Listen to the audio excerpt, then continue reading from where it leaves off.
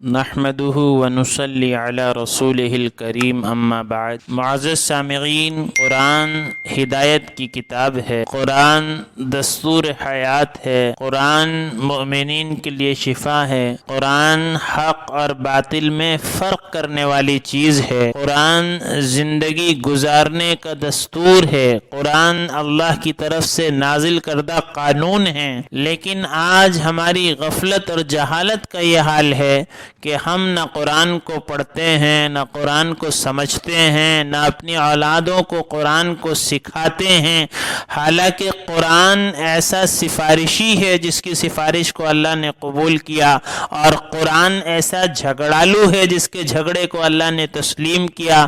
جو قرآن ہمارے لیے حق اور باطل میں فرق کرنے والا تھا، جو قرآن ہماری زندگی کے لیے دستور حیات ہے، جو قرآن اللہ کا قانون ہے، اس قرآن سے ہم بالکل غافل ہیں۔ دنوں دن قرآن طاقوں میں رکھا رہتا ہے، دیکھنے کی اور کھولنے کی فرصت نہیں ہے۔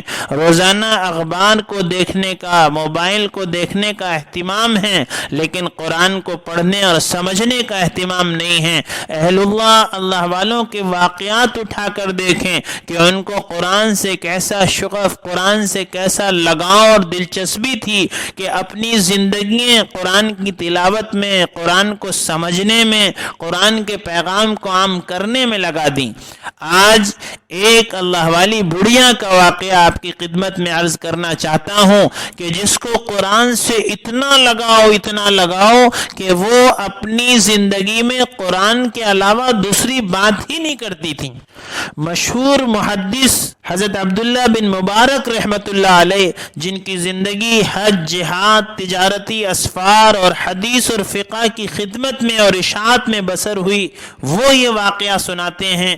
وہ فرماتے ہیں کہ ایک مرتبہ وہ بیت اللہ کے سفر کے ارادے سے اور روزے کی زیارت کے ارادے سے نکلے اور سفر کے لیے روانہ ہوئے تو وہ کیا دیکھتے ہیں، تو سفر کے دوران ایک عمر رسیدہ خاتون سے اتفاقاً ان کی ملاقات ہوتی ہے جو راستہ بھٹک گئی تھی۔ حضرت عبداللہ بن مبارک رحمۃ اللہ علیہ نے سلام کیا، السلام علیکم ورحمۃ اللہ وبرکاتہ، تو وہ بڑھیا نے جواب دیا، سلام قولا من رب الرحیم، سلام انہیں کیا جائے گا پروردگار مہربان کی طرف سے۔ حضرت عبداللہ رحمت اللہ علیہ نے پھر سوال کیا کہ اللہ آپ پر رحم کرے، اس جگہ پر آپ کیا کر رہی ہیں؟ یہاں پر کوئی نہیں ہے، ویران میں آپ کیا ہیں؟ حالانکہ وہ بڑھیا راستہ بھٹک گئی ہیں۔ تو پوچھا آپ یہاں پر کیا کر رہی ہیں، کیا کرتی ہیں؟ تو بڑھیا نے جواب دیا، من یضلل اللہ فلا ہادی لہ، جسے اللہ گمراہ کر دے اسے کوئی راہ دکھانے والا نہیں ہے۔ تو حضرت عبداللہ بن مبارک کہتے ہیں کہ میں سمجھ گیا کہ یہ بڑھیا راستہ بھول گئی ہے۔ آپ نے پوچھا اچھا یہ بتائیں کہ آپ کہاں جانا چاہتی ہیں؟ تو بڑھیا نے کہا، سبحان الذی اسری بعبدہ لیلا من المسجد الحرام الی المسجد الاقصی، پاک ذات ہے جو اپنے بندے کو راتوں رات مسجد حرام سے مسجد اقصی تک لے گیا۔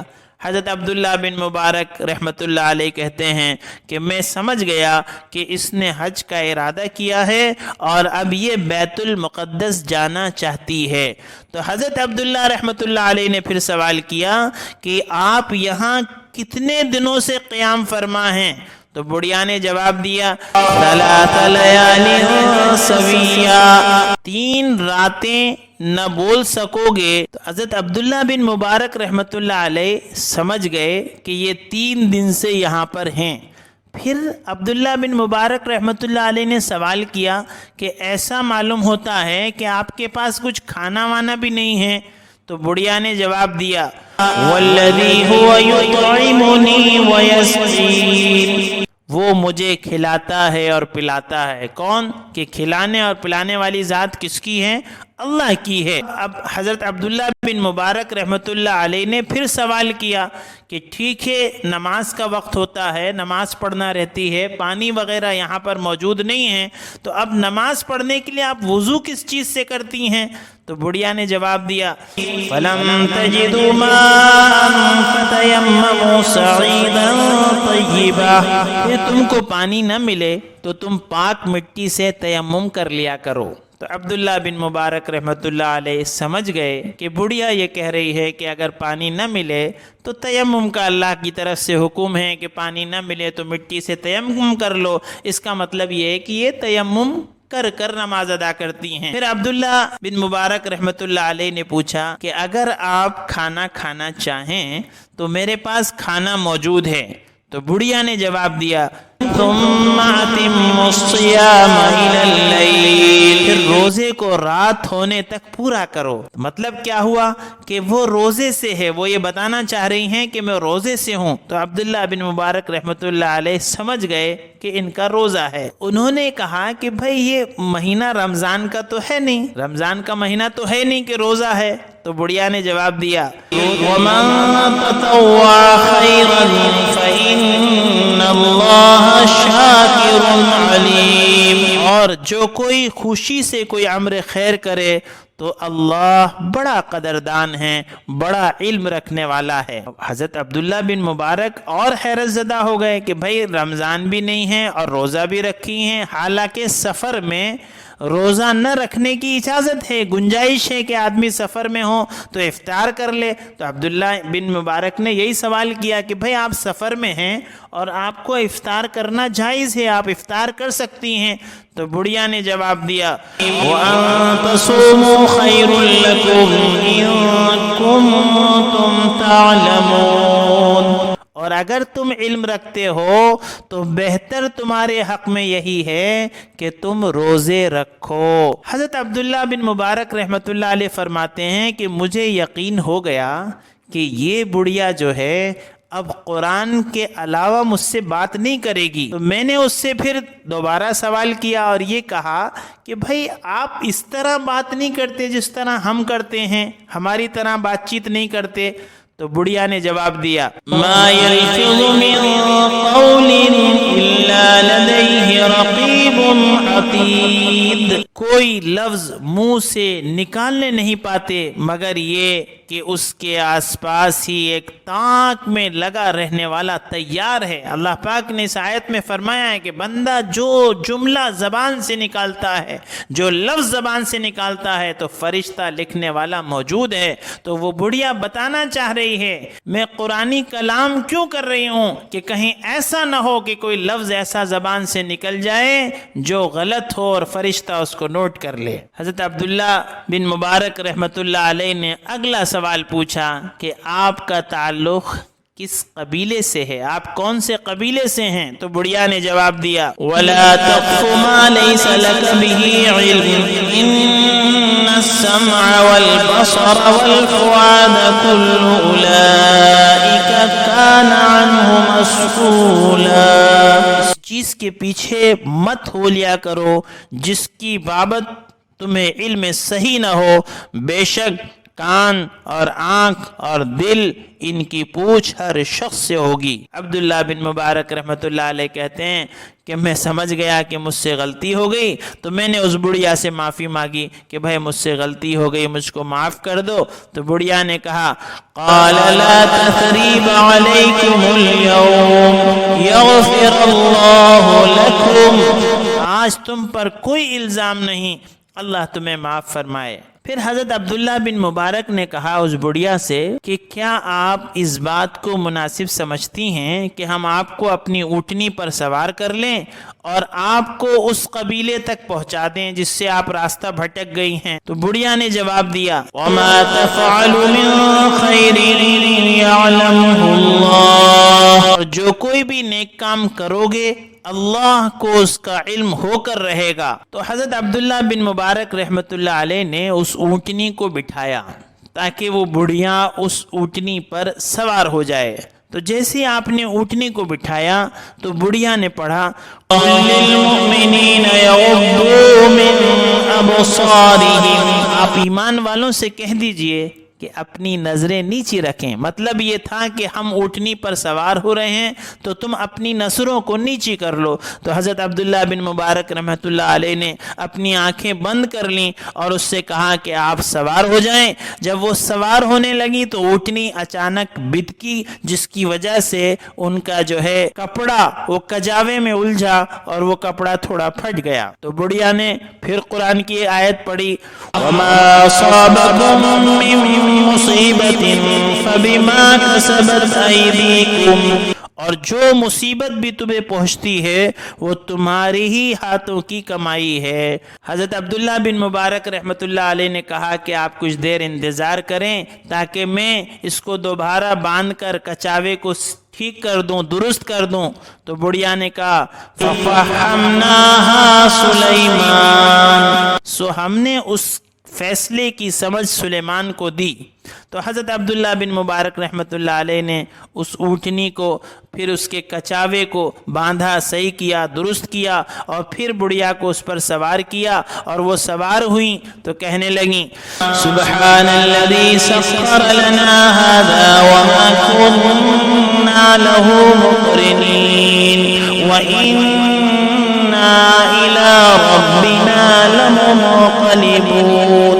پاک ذات ہے وہ جس نے ہمارے تابع کر دیا اس سواری کو، اور ہم تو ایسے تھے ہی نہیں کہ اس کو قابو میں کر لیتے، اور ہم کو تو اپنے پروردگار ہی کی طرف لوٹنا ہے. حضرت عبداللہ بن مبارک رحمۃ اللہ علیہ نے پھر وہ اونٹنی کی لگام پکڑی اور تیز تیز چلنے لگے. پھر بڑھیا نے قرآن کی آیت پڑھی وَقْصِدْ فِي مَشْيِكَ وَغْضُضْ مِن صَوْتِكَ، اپنی چال میں میانہ روی اختیار کرو اور اپنی آواز کو پست رکھو.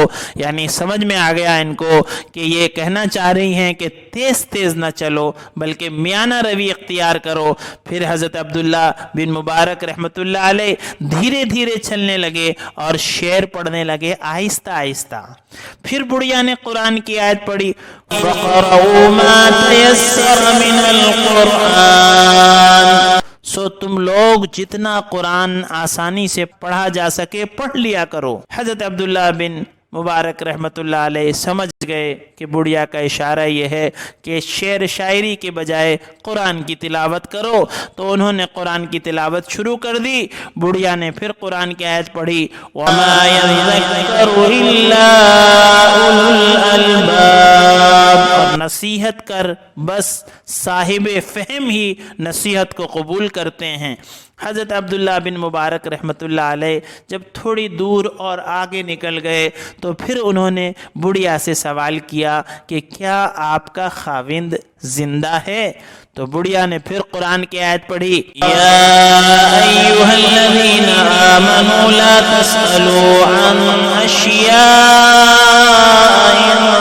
تبد لکم نسؤکم، ایمان والو ایسی باتیں مت پوچھو کہ اگر تم پر ظاہر کر دی جائیں تو تمہیں ناگوار گزریں. عبداللہ بن مبارک رحمۃ اللہ علیہ کہتے ہیں کہ پھر میں نے اس سے بات نہیں کی یہاں تک کہ ہم لوگ اس قافلے تک پہنچ گئے جس سے یہ بڑھیا بچھڑی تھی. پھر اس سے پوچھا کہ یہ قافلہ ہے اس میں کون ہے آپ کے تعلق والا؟ تو پھر بڑھیا نے قرآن کی آیت پڑھی المال والبنون زینۃ الحیات الدنیا، مال اور اولاد دنیاوی زندگی کی رونق ہیں. میں سمجھ گیا کہ اس کی اولاد اس قافلے میں ہیں. تو پھر میں نے پوچھا کہ آپ کی اولاد جو اس قافلے میں ہیں وہ کیا کام کرتی ہے، کیا ڈیوٹی ہے اس قافلے میں اس کی؟ تو بڑھیا نے پھر قرآن کی آیت پڑھی وَعَلَامَاتٍ وَبِالنَّجْمِ هُمْ يَهْتَدُونَ، علامتیں بھی بتائیں، ستاروں سے بھی لوگ ہدایت پاتے ہیں. مطلب یہ ہوا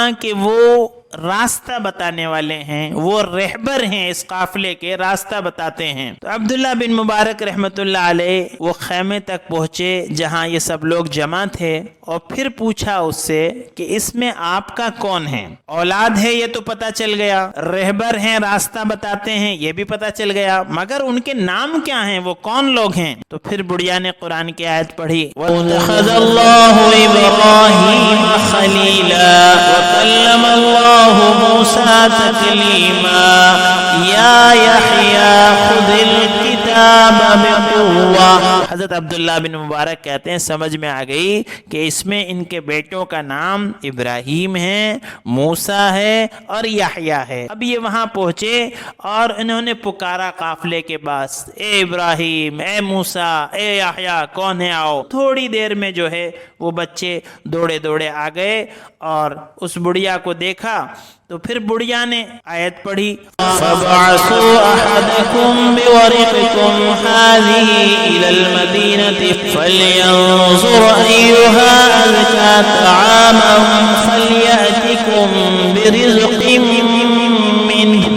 اپنے میں سے کسی ایک کو یہ روپیہ دے کر شہر کی طرف بھیجو سو وہ تحقیق کرے کہ کون سا کھانا پاکیزہ ہے اور پھر اس میں سے کچھ کھانا تمہارے پاس لائے۔ مطلب یہ کہ وہ یہ کہنا چاہ رہی ہیں کہ تم میں سے کوئی جاؤ اور یہ یعنی عبداللہ بن مبارک رحمت اللہ علیہ کے لیے بھی کھانا لے کر آؤ۔ حضرت عبداللہ بن مبارک رحمت اللہ علیہ نے فرمایا کہ پھر ان میں سے ایک گیا اور وہ کھانا لے کر آیا اور سامنے رکھ دیا، اور پھر بڑھیا نے قرآن پڑھا، کُلُوا وَاشْرَبُوا ہَنِیئًا بِمَا أَسْلَفْتُمْ فِی الْأَیَّامِ الْخَالِیَةِ، اور پیو اور مزے کے ساتھ ان اعمال کے بدلے میں جو تم گزشتہ ایام میں کر چکے ہو۔ حضرت عبداللہ بن مبارک رحمت اللہ علیہ نے فرمایا ان بیٹوں سے کہ میں تمہارے اس کھانے کو ہرگز ہاتھ نہیں لگاؤں گا جب تک کہ مجھے یہ سارا ماجرا نہ بتا دو کہ یہ معاملہ کیا ہے کہ تمہاری والدہ سوائے قرآن کے کوئی بات ہی نہیں کرتی ہیں، ہر بات کا جواب قرآن کی آیت سے ہے۔ تو ان کی اولادوں نے یہ کہا کہ یہ میری والدہ ہیں اور 40 سال ہو چکے ہیں کبھی قرآن کے علاوہ انہوں نے بات نہیں کی، کہ اس بات کا خوف ہے کہ کبھی کوئی بات منہ سے ایسی نہ نکل جائے جس کی وجہ سے اللہ تعالیٰ ناراض ہو جائیں۔ حضرت عبداللہ بن مبارک رحمت اللہ علیہ نے فرمایا ذَلِكَ فَضْلُ اللَّهِ يُؤْتِيهِ مَن يَشَاءُ وَاللَّهُ ذُو الْفَضْلِ الْعَظِيمِ، کہ یہ اللہ تعالیٰ کا عطا کردہ فضل ہے، جس کو چاہیں وہ عطا فرما دیتے ہیں۔ دیکھا معزز سامعین کیسا زبردست واقعہ ہے، کیسا اللہ کا خوف ہے، کیسا قرآن سے لگاؤ ہے، کیسا اپنی زبان پر لگام ہے۔